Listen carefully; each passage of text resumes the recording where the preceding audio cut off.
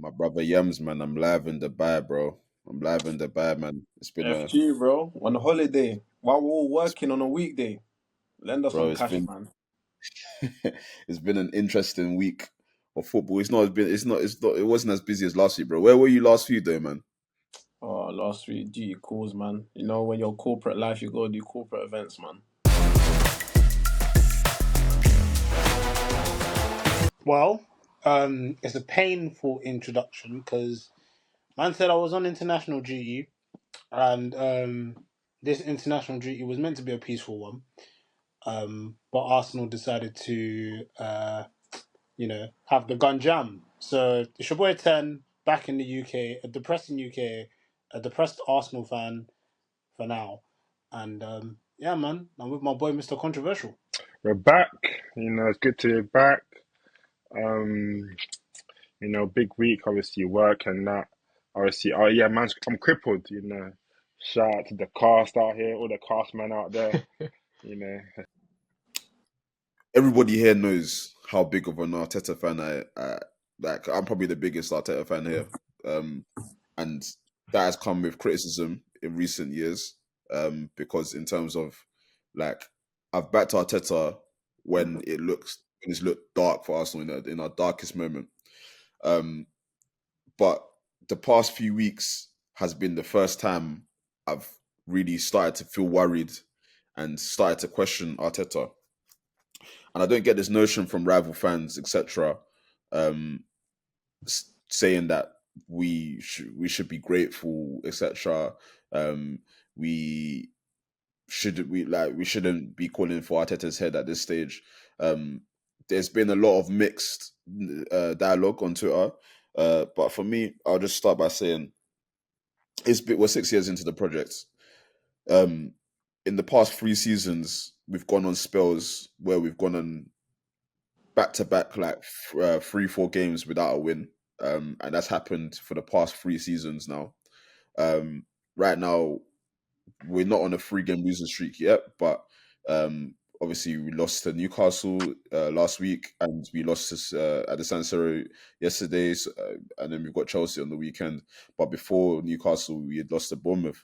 Um, and my problem with this is if this is happening like on and on and on and on and on, that must mean that something you're not learning from whatever happened in those previous seasons, and I just feel it's just frustrating for me because yeah, we've gone back to back challenging City, putting the pressure on City. This is meant to be the year that we take it another level, and it's even more frustrating because City have fallen off this season. But you can never count on our City anyway. But it looks like they've fallen off. Obviously, no Rodri, and this is the time we decide to also fall off and drop off. I said something in the group chat today that I said if Arne Slot is to win the Premier League, and also win nothing this year, then we need to start having serious conversations about Arteta. Like I said, I love Arteta. I love Arteta, man. Like, and I don't think I'll ever be fully Arteta route. But you can't tell us that we cannot ask very uncomfortable questions in this moment because at the end of the day, the point of playing football is to win major honours. And I feel like Arsenal squad is good enough to win major honours and compete for major honours. I said to Yems today, we should be competing for either one of the Premier League or the Champions League. And if we don't do that, if we don't win one of them, for me, that's a failure because we've gone past getting the FA Cup and the Carabao Cup is good enough. Obviously, yeah, if you play football to win trophies, I'll still be satisfied. But we have a squad that is built to win major things. And my concern is if we're not challenging for these major honors or if we're not winning these major honors in 2-3 years' time, if Madrid come knocking, for example, for a Saliba or a Saka, what stops them from saying no and going if we're not winning for these big things? 3 defeats in 6 for a team like Arsenal, it's not good enough. So for me, I'm just kind of like, is there pressure on Arteta to deliver? Absolutely, because for what it's worth, for the team that we assembled, it was his team that he's assembled. It's his squad choices, his decisions, everything that's kind of happened is just down to him. It was kind of a boring game or a game that I expected to be played by Inter Milan, and it was kind of a case of, all right, how are we gonna break these lot down? Because they started incredibly fast. And after a while, we caught control in the game. But once they got the goal, they kind of just shut up shop. And they said, all right, cool, break us down. And yeah, we just really weren't able to do that. So in terms of if there's pressure to deliver, absolutely. I said at the start of the season, it's not news that we're going to win the league. I still stand by that even during this little barren spell that we're in. And I have to because it's like, unlike FG, I was one of the initial Arteta outers, but I was seeing what he was doing. And I was like, you know what? Let's be all for it because usually I'm someone that takes time in terms of seeing what's going on. And now I see what's going on, but at this point, it's like to have this spell consistently. It means that your in-game management is probably your biggest problem because we can't be in specific game states where in this game against Inter we were spamming crosses. Yeah. In previous games, it's been one or two moments. That's not normal for a team like Arsenal. So I think for me, it's kind of like different game states call for different things, and I feel like Arteta's overcomplicating it.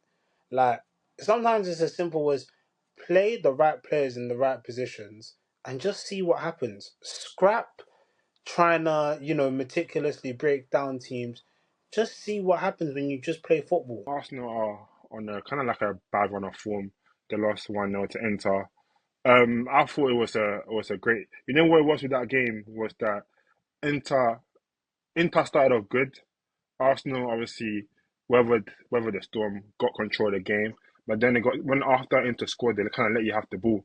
I remember they did similar thing with Juventus when they were that 4-4 game. Obviously, however, Juventus scored a couple of goals, so they had to come out and obviously get some goals themselves. But they just let you have the ball, and they were like, "Oh, okay, beat us. If you can't, we're not gonna let you. You could pass in front of us, but we're not gonna let you go through us or over us." And that's what it was. But yeah, no, I think that's three, two losses on the bounce or three losses on the bounce for Arsenal. Um, yeah, I think with Arteta, you know what I've been seeing right now, like Arteta is a manager, like he's very meticulous with what he does.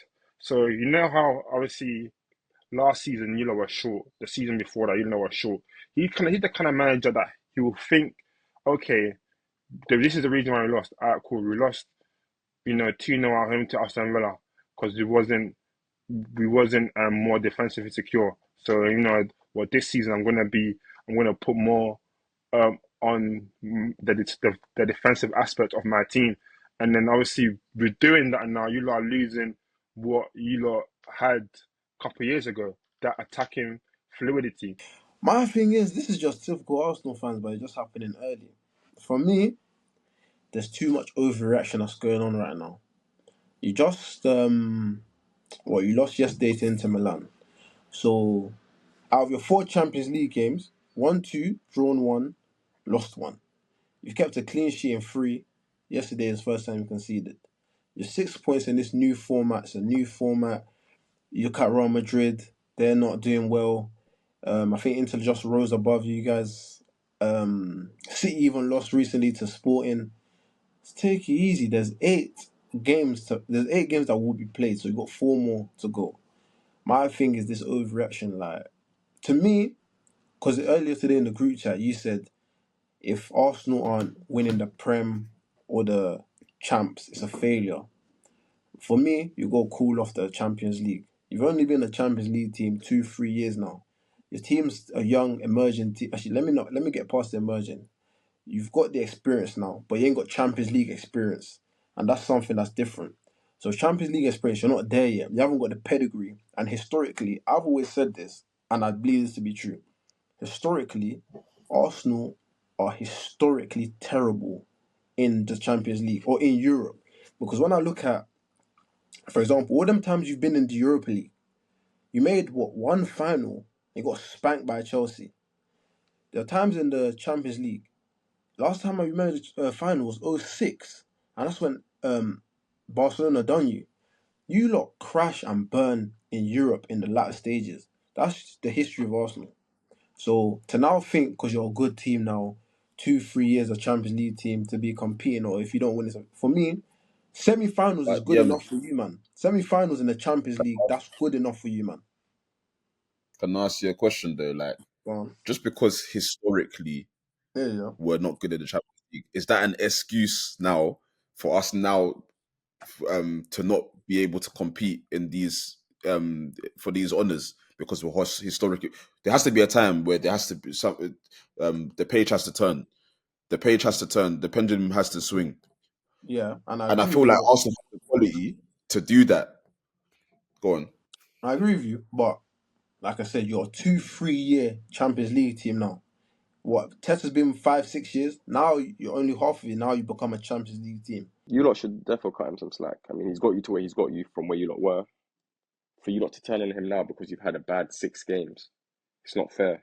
Even though bro, you lot know me. I'm Arsenal. I'm Arteta out. Whatever helps Arsenal fail, I'm for it. You lot know me, but if we're speaking on a neutral basis and if we're speaking with our heads screwed on, it's not fair for Arsenal fans to turn around and say Arteta out, or we've got to start having uncomfortable conversations about this and that because he hasn't won you the Prem or the League. The Prem I can understand because you lot have been very close the last 2 seasons, and you lot should be building off that this season and the next. But for the Champions League, you lot need to be out. You lot out of the question. Like, there's no way someone or fans should come in and say, "Yo, listen, if Arteta doesn't win the Champions League or the Prem, he needs to go."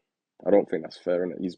He's progressed you lot from the ground up, so really and truly, it's just a matter of time before you lot get back into the hang of things and like you sort of like find the groove again. You're seeing more of a diversion away from what brought you guys to the dance. And now it's like now you're here at the dance, you're moving shy.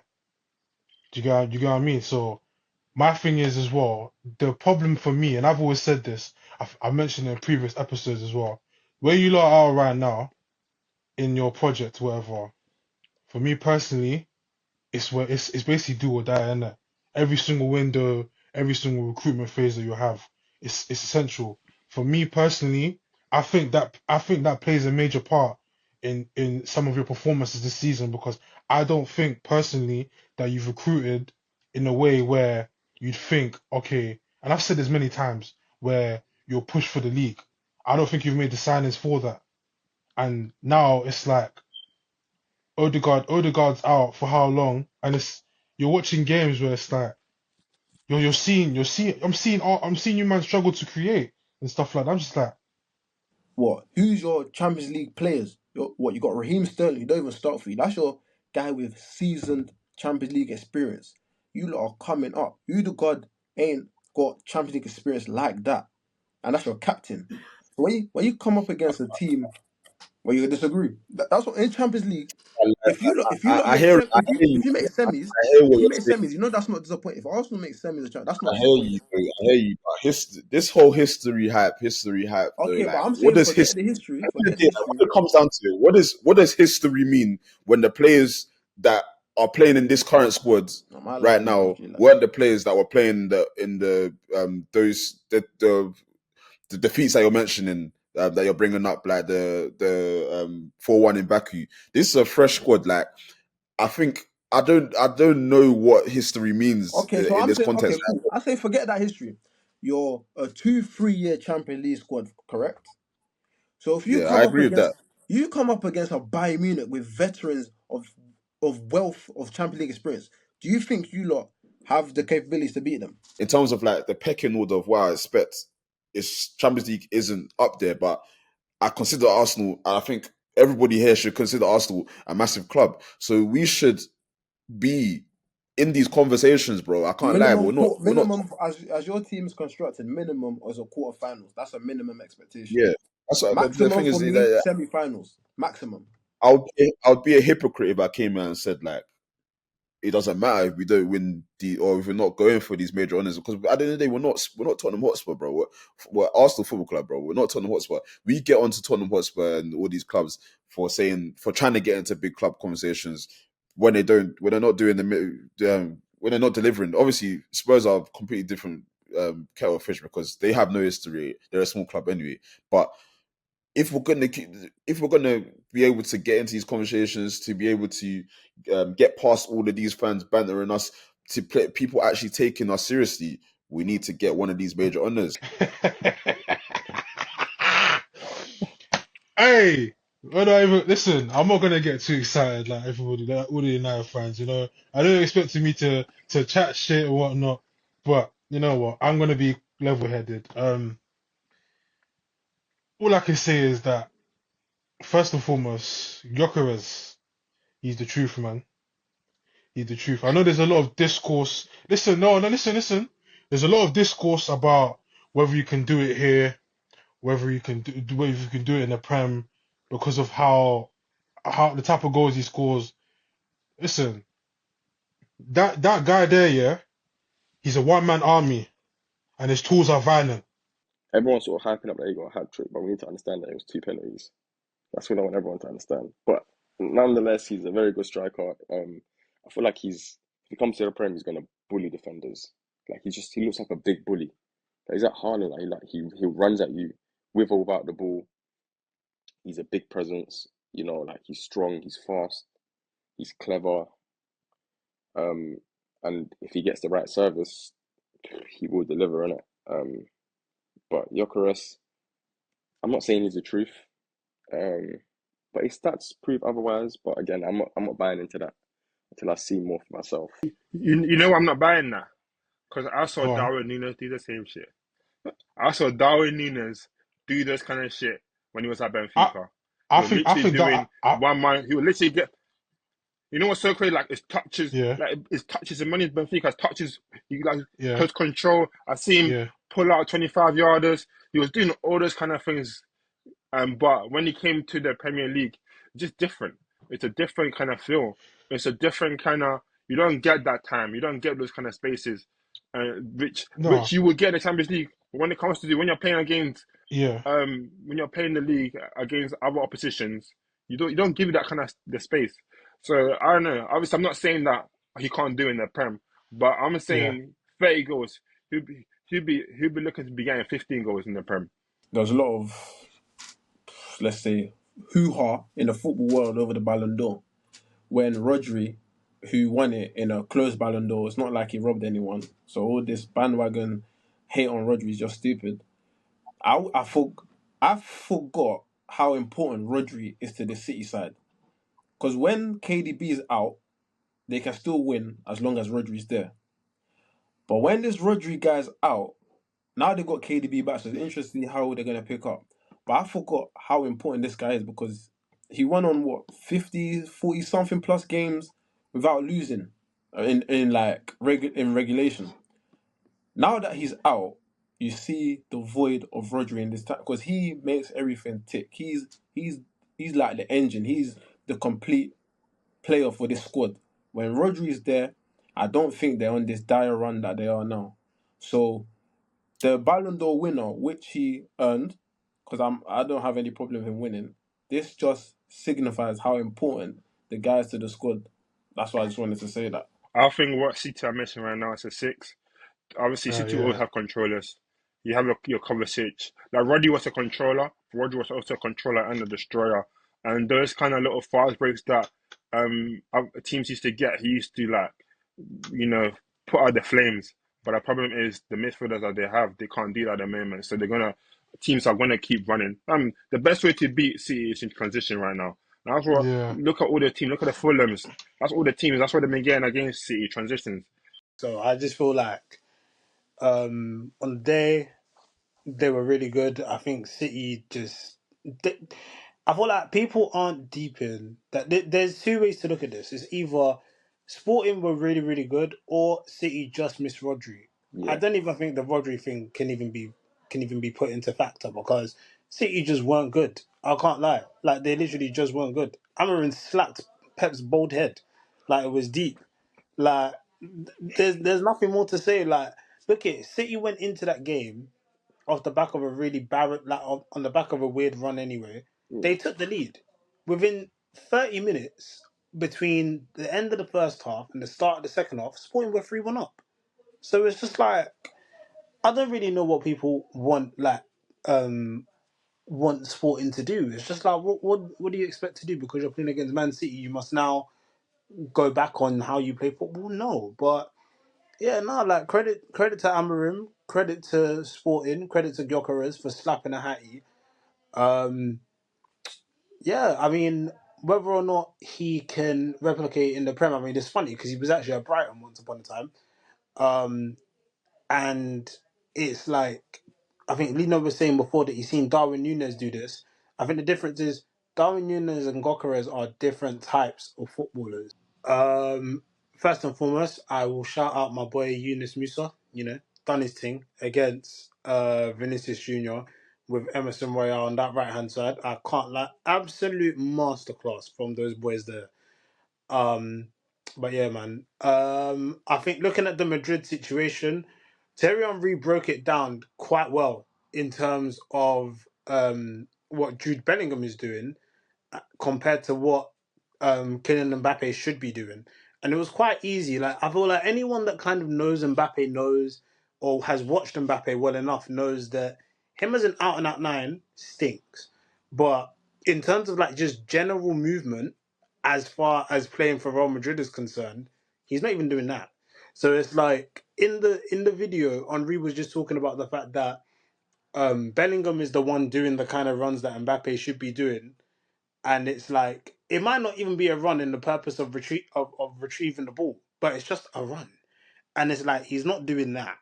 So when you're not doing that, and then you're occupying spaces that your midfielders need to be occupying, it's like, what is your sole purpose on this pitch right now? Right now, he's just making up numbers, and it's not a good look when considering the fact that you were brought in as the best player in the world, and right now with each passing game that status looks like it's fading away more and more.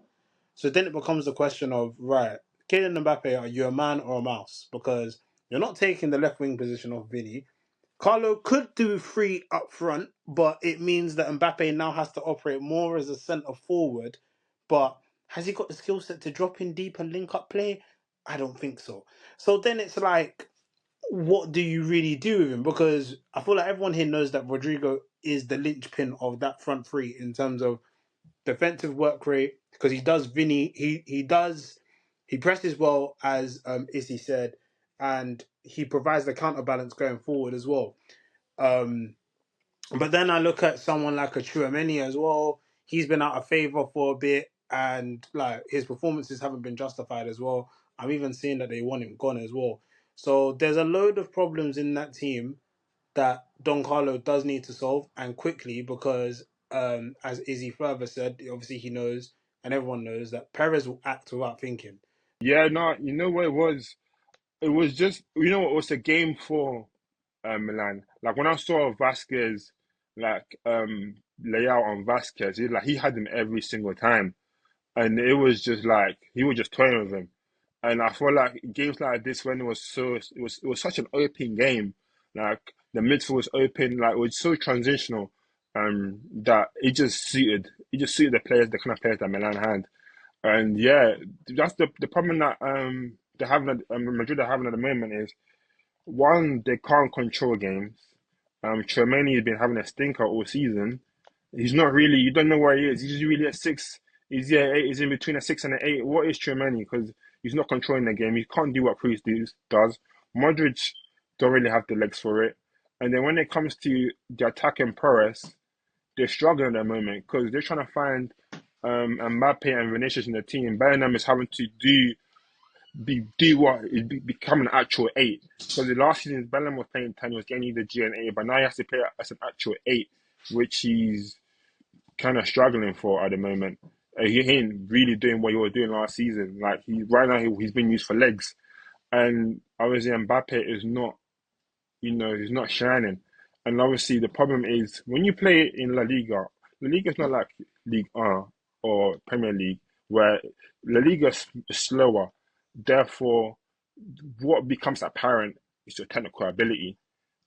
And like the more you see Mbappe, the more like his technical ability is not on that level, if that makes sense. Like everything looks too big for him. Like his touches seems big. Like even it's something like even his shirt seems too big for him. Like he doesn't seem it's like right now it's looking like Yeah. Madrid is so big for him. It's too big for him. He's like he's excited. He's like a little kid. Like, oh, I'm at a big stage now, but I don't know what to do. He's not taking to it, and he's like a he's like a a fish in a pond. Like everyone's been there, done that kind of level. Whereas PSG, he was the big dog. So yeah, he's just kind of been. He hasn't really been performing well, to be honest. Or it's clear to see what is going on in the Real Madrid team. Like, there's no balance in the team. Um, a lot of Real Madrid fans are calling for Ancelotti's head, which is mad because obviously he's such a successful manager, but everybody could see the problems that would arise with such an imbalanced squad. Like, I think it was Thierry Henry on CBS was doing analysis in terms of Mbappe's positioning, and you can tell that this guy is not a nine. Like, but then at the same time, you have to also question Mbappe's decision. And like, why would you go and join a team that you know you're not going to be the out and out left winger for, and you know your favorite position is left wing? Obviously, as a player, you're always gonna bet on yourself to like at the end of the day, he thinks he's the best player in the world. So he thinks he's gonna walk into that team, but we already seen the cracks are starting to show in that team. I think it was I can't remember who it was. I think it was Vasquez that came out and said it takes 11 men to come to defend and to attack. So that's also a bit of shade. And the problem is as well, it's like I'm not gonna lie to you. His best positions is on the left hand side. It's on the left. Would you, if you ask me, would I put him there over Vinicius? I wouldn't. I wouldn't. Not right now. Not right now. I wouldn't. And I think that's the problem that Madrid they're always gonna have this problem. And that's the thing because there's just so much imbalance in so many different in the midfield and the attack, especially the midfield. As you mentioned, they don't have anyone that's able to control. They're missing Cruz, and it's so evident as well. And I think there's been like reports about Perez not being happy with Ancelotti. So I think Ancelotti is in a bit of hot water as well. I think, especially after the loss against Barca, this loss as well will be a bit heavy as well. And I think there's just a lot of things that Perez was. When I read that report, it said that he's not happy about how Jude is being utilised. And one player as well that I think needs to be utilised a lot more in Arda Güler, how he's being underutilised as well. Because I think Arda Güler is a special player, and my thing is he has to play because in that attacking line, for example, if there's gonna be balance, someone like him could be utilised for that. But the only problem is who do you drop? Jude came in as an 8 last year. That's his position, a box to box midfield. That's all he's always been. Last year, out of necessity, he has to play a bit further up. This year, he went back to his natural position and went back to going further up. As crazy as it sounds, I hope Jude's development doesn't take a hit because he's still only 21 and he's still a developing player. Even though he comes like he's a complete package, there's still stuff in his game he still needs to learn and improve on. So this experiment that they're doing, I just hope it doesn't affect his maturation. And I don't know if he's going to go back into a much more defensive box-to-box role or if they're just going to keep him on the attacking end for the foreseeable future for his career. But I just hope his development doesn't get affected by it. Villa is a tough outlet. It's not like we walk them over. Ollie Watkins does give us battles. And then you know how I feel about my boy John. I remember that game came on as a superstar, crashed 2 goals on us. So I don't see it as an easy win. I don't see it as an easy victory, even with the form Villa are on. I believe it will be a close affair. 2 tacticians. Una Emery, very tactical manager. And my boy Slot. I told you about this Slot toy. We're 10 games in. Not 10 games in, this 10-game run. I said to you, 8 wins, 2 draws. Right now it's 4 wins, 1 draw, bro. My prediction's coming true, bro. You get me? We're going to go... Let me see. It's going to be a tough affair. You know me, I always get my predictions right. Gordon will tell you. going to be a tough affair. I don't think much will separate us. What I'm interested in seeing, I don't like when we start Darwin Nunez because when we start him, I don't see goals coming into the squad. So I hope he does not start. I'd rather him come on and maybe revert to the lineup we did against Leverkusen. So I think it'll be like a very close 2-1 victory for us, you know. I'm quite, you know what, these kind of games, you know what, in 4 matches, there are certain kind of games where you're excited because you feel like your attacking players can thrive. And I feel like it's a kind of game where our attacking players can really thrive. Yes, we do struggle against Villa. They can cause us problems. But we can really also really cause them problems, especially with the way they play with the high line. I watched and when I watched the game against Tottenham, the way Tottenham blitzed them in that second half, like there was just so many spaces, and I feel like there's going to be a lot of spaces that we can occupy and we can cause problems. And obviously, being at Anfield, um, uh, um, the fans have really kind of been getting into it now. I remember at the start of the season, people were talking about Anfield about with the way that Slot is playing that it's really hard for the fans to kind of generate some atmosphere. But the past few games, the fans have really been helping us through games. Yeah, I'm hoping for a win. I'm hoping for a very tactical win, and I'm hoping that we really start games better because we have really been having issues where even though we haven't been conceding, we've been really been starting the first half really slow. Whereas Slot's having to go into our half time, giving tactical instructions or and us coming out and playing better. I actually want us to, because when you go into a game, when you go into half time and you're having to make tactical adjustments to then change the game, that means the information that you gave them in the first half was either really wrong or you're in terms of the research, what the players ain't following the instructions that you gave them in the first place. So I hope we just kind of start off there and hopefully we get a 3 point. I think it's going to be a pretty standard win for us. Sometimes I really don't favour our chances. I feel like we go into these sort of games that we should be winning, and we're a bit rocky. But off of Ten Hag going, sort of the club and the fans and stuff being on a high after this Champions League, Europa League win, which is our first win in Europe this campaign, and sort of being excited to sort of welcome in Ruben Amorim the next couple of days after that, I think it's going to be a pretty standard win. We should take 3 points from that. And we're at Old Trafford. It's against Leicester. We beat them already. We should beat them again. So it should be a standard win. I mean, there's not really much to say. 3 points. Not to try and be cocky, but I mean, there's not really much to say, really and truly. It's going to be Rude's last game. 3 points, not much more needs to be said. Obviously, our record against Chelsea in the past 5-6 games has been pretty positive. Last time we went to Stamford Bridge, it was a 2-2 draw. Obviously, they went up 2-0, and then Sanchez had that absolute nightmare when Rice lobbed him on the halfway line. But yeah, I think this is a game that I'm desperate to win, and I know deep down that we will win. Chelsea fans just need a bit of humbling right now, and it's got parallels to like I was saying, I think it was last season and the season before. We always seem to face Chelsea after a bad run of form. So I feel like this will be a 2-1 win for Arsenal. Obviously, defensively, we've been leaking goals lately, so I think we will concede. But all in all, I think it should be a pretty comfortable win for Arsenal. Obviously, Chelsea in good form, but yeah, man. I feel like this is kind of coincidental. Arsenal going a little bit of a bad run, up come Chelsea, and it's always at the bridge.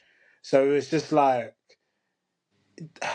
realistically, it's written in the stars. I said earlier on in the week, I've said in all my group chats that we're getting 3 points. I'm not about to mince anything here.